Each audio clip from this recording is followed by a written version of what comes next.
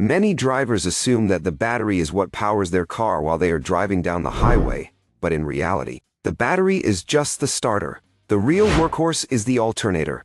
Think of the alternator as your car's own personal power plant. Once the engine fires up, the alternator takes over, spinning a magnet inside a coil of copper wire to generate electricity. This component has two massive responsibilities. It runs all the electrical accessories in your car, from your headlights and wipers to your radio and heated seats.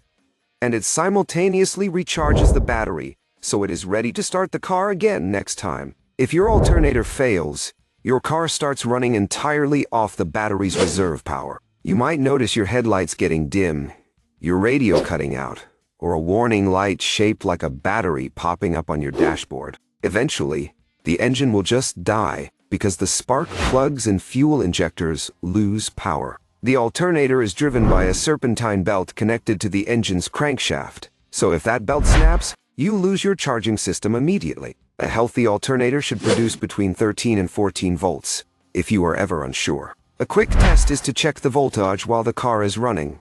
If it is below 13 volts, your alternator might be on its way out, leaving you at risk of being stranded on the side of the road with a dead car.